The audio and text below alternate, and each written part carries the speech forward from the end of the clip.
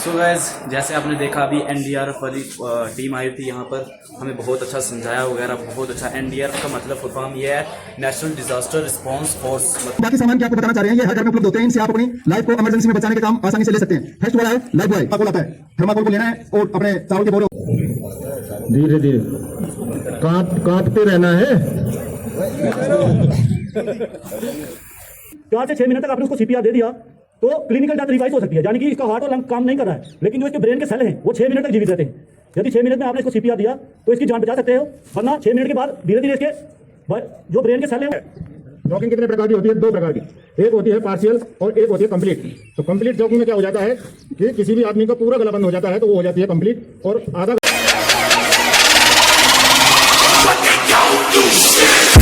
So hello guys, welcome to my new video and other vlog. तो guys आज का vlog शुरू है कुछ इस तरह की लोकेशन से। आज का व्यू बहुत ही खूबसूरत और धूप भी आई हुई है, बहुत ही अच्छा मौसम है। आई होप आप सब अच्छे होंगे और मस्त होंगे। मैं भी आपकी दुआ से बहुत अच्छा और मस्त हूँ। फ़िलहाल आज मैं जा रहा हूँ स्कूल में, क्योंकि आजकल असाइनमेंट वगैरह चल रही हैं, तो उस वजह से मुझे स्कूल में जाना पड़ता है हर रोज़ के 2-3 दिन हुए जाते हुए। फ़िलहाल चलते हैं अपनी कस्बा के पास, उससे करते हैं कूल स्टार्ट वगैरह। रोड में तो मैं पहुंच चुका हूं।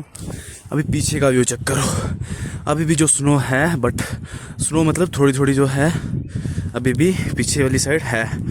इंशाल्लाह 2-3 दिन में देखेंगे, पीरगली तक टूर एक मारेंगे, असाइनमेंट कंप्लीट हो जाए उसके बाद।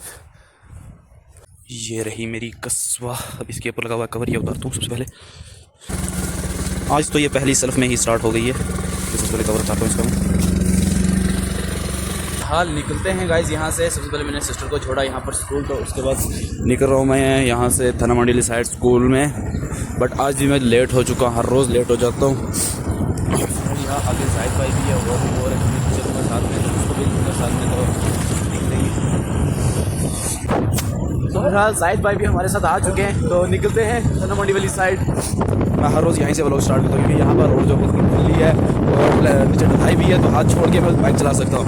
शायद इसके छुप रहे, देखो कैसे क्यों छुप रहा है, ये मतलब व्लॉग में नहीं आना चाहता। आ गया भाई।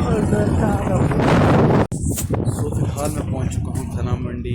ये रही मेरी कस्बा, तो एंड उधर है मेरा स्कूल। तो अभी देखते हैं स्कूल अंदर जाते या नहीं जाते, क्योंकि आज भी बच्चे बिल्कुल नहीं आए।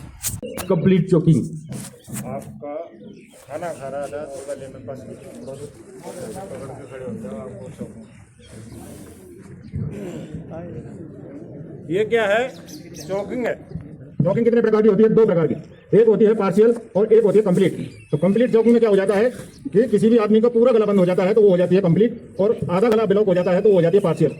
पार्शियल में हल्की हल्की वो सांस लेता रहता है, और कंप्लीट में उसकी बिल्कुल बंद हो जाती है। तो हमने क्या है कि इनको चॉकिंग हुई है, चॉकिंग हुई है, तो चॉकिंग वाले पेशेंट को आप हॉस्पिटल ले जाते वो डेथ कर जाएगा, क्योंकि वो सांस ही नहीं ले पा रहा है भाई। और कोई इंजरी हुई है, सिर में चोट है, टांग कट गई है, हाथ में कोई चोट आ गई है, वो पेशेंट क्या है, सर्वाइव कर सकता है।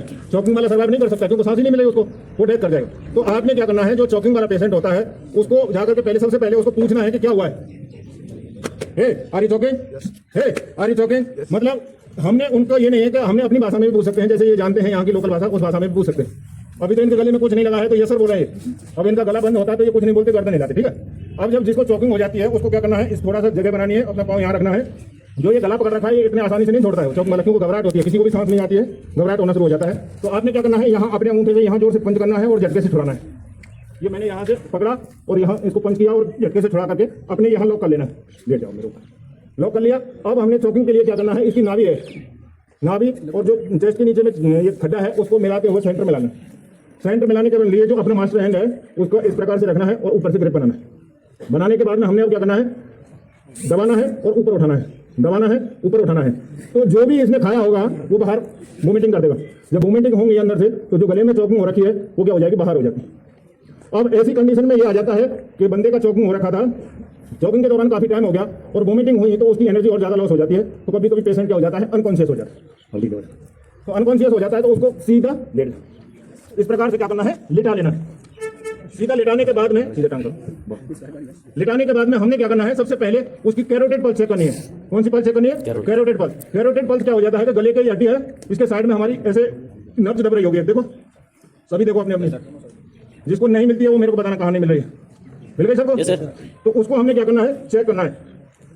चेक किया तो इसकी क्या हो गया कि किसी किसी सिचुएशन में पल्स एब्सेंट हो जाती है। तो पल्स एब्सेंट हो जाती है तो आगे की कार्रवाई क्या हो जाता है, सीपीआर की।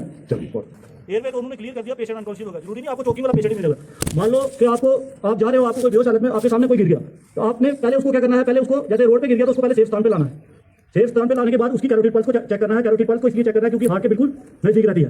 कैरोटिड पल्स को चेक करोगे आप, लेफ्ट राइट दोनों साइड चेक कर सकते हो, दोनों तरफ रहती है। तो हमने इसकी कैरोटिड पल्स चेक की, एब्सेंट है। तो हमने क्या करना है, स्टार्ट सीपीआर। सीपीआर का मतलब होता है कार्डियो पल्मोनरी रेसिस्टेशन। कार्डियो में हार्ट हो गया, पल्मोनरी में लंग्स हो गया और रेसिस्टेशन में रिकवरी हो गया, यानी हार्ट और लंग को पुनर्जीवित करने को सीपीआर कहते हैं। ज्यादातर आपने देखा है कि हॉस्पिटल के बाद बंदों की डेथ हो जाती है क्योंकि बंदों को सीपीआर का पता नहीं होता उसको कैसे ट्रीट किया जाए। डेथ दो प्रकार की होती है, एक क्लिनिकल डेथ होती है, एक बायोलॉजिकल डेथ होती है। क्लिनिकल डेथ है उसको रिवाइज कर सकते हैं, जो क्लिनिकल डेथ होती है उसको रिवाइज कर सकते हैं, बायोलॉजिकल डेथ को कोई रिवाइज नहीं कर सकता। और सीपीआर का गोल्डन टाइम होता है 4 से 6 मिनट, ज्यादा से ज्यादा 8 मिनट तक। यदि आपको कोई ऐसा पेशेंट मिलता है, आप उसको 8 मिनट तक सीपीआर देते हो तो आप उसकी जान बचा सकते हो। अदरवाइज उसकी जान नहीं बचा सकते, क्योंकि 4 से 6 मिनट तक आपने उसको सीपीआर दे दिया तो क्लिनिकल डेथ रिवाइज हो सकती है, यानी कि इसका हार्ट और लंग काम नहीं कर रहा है, लेकिन जो इसके ब्रेन के सेल हैं वो 6 मिनट तक जीवित रहते हैं। यदि 6 मिनट में आपने इसको सीपीआर दिया तो इसकी जान बचा सकते हो, वरना 6 मिनट के बाद धीरे धीरे इसके जो ब्रेन के सेल है वो मरना शुरू हो जाते हैं, इसको कोई रिवाइज नहीं कर सकता। तो सीपीआर देने के 2 तरीके हैं। सबसे पहले सीपीआर देने से पहले ध्यान में रखने वाली बात है, जो आपको पेशेंट मिलेगा उसको हार्ट जगह पे रखना है और जगह बिल्कुल प्लेन होनी चाहिए, ऊपर खाबर जगह नहीं होनी चाहिए, बिल्कुल प्लेन होनी चाहिए। और सीपीआर हार्ट को लोकेट करने के 2 तरीके हैं। फर्स्ट तरीका आपके ये यहाँ पर ट्रैकिया बोलते हैं इसको, ट्रैकिया और स्टर्नम, जो बीच वाली रिब्स के बीच वाली हड्डी रहती है उसको स्टर्नम बोलते हैं। स्टर्नम से होते हुए जो आपकी चेस्ट में दबा हुआ भाग है, जो आपका खड्डे वाला भाग है, उसको जाइफल प्रोसेस बोलते हैं। जाइफल प्रोसेस को इंडिकेट करना है, 2 फिंगर को आपने ऊपर उसके आगे रखना है, फिर आपने 1 फिंगर रखना है। ये आपका हार्ट का एग्जैक्ट लोकेशन है। दूसरा तरीका है आपकी जो अब्डोमेन में सबसे लास्ट वाली रिब है, सबसे लास्ट वाली रिब्स को टटोलते हुए आना है, सेम वही खड्डे वाली जगह पे जाइफल प्रोसेस पे, फिर 2 फिंगर, फिर 1 फिंगर, वो आपको हार्ट का एग्जैक्ट लोकेशन है। जब आपको हार्ट का एग्जैक्ट लोकेशन मिल जाता है तो आपने क्या करना है, जो आपका मास्टर हैंड है, मास्टर हैंड का जो हथेली का जो गद्दे वाला गोटे वाला भाग वहां पर रखना है, दूसरे हाथ से उसको ओवरलैप करना है। और अडल्ट को जो सीपीआर देते हैं उसका चेस्ट डिप्रेशन है 5 से 6 सेंटीमीटर नीचे दबाना है उसकी चेस्ट को, यानी कि अगर कोई मोटा आदमी है तो उसकी चेस्ट का 1/3 दबाना है, 5 से 6, ये 1 मिनट में 100 से 120 बार देना है।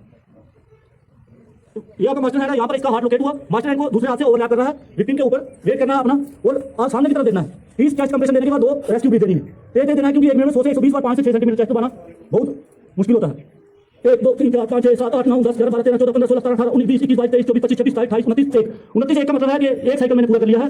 उसके बाद दूसरे रेस्क्यू इसको रेस्क्यू ब्रीथ देते हैं 2।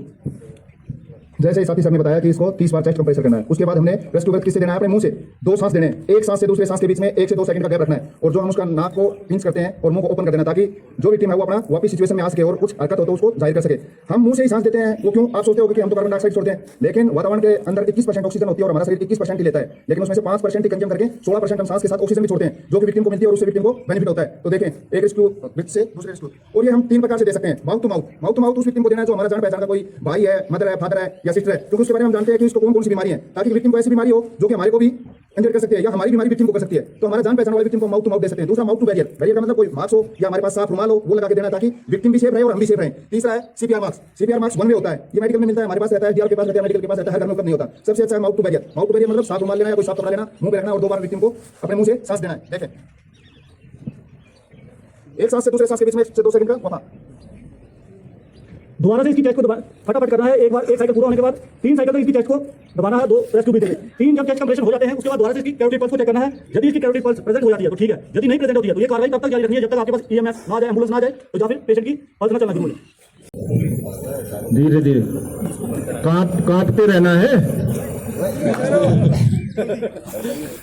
उसके पीछे से जाना है, पीछे से अप्रोच बनाना है और जाकर के उसके पास में नजदीक से नजदीक जाना है, दूर नहीं रहना और ऐसे झटके से लपेट देना। इसमें क्या कट किया इन्होंने, ऑक्सीजन इसकी बंद कर दिया है।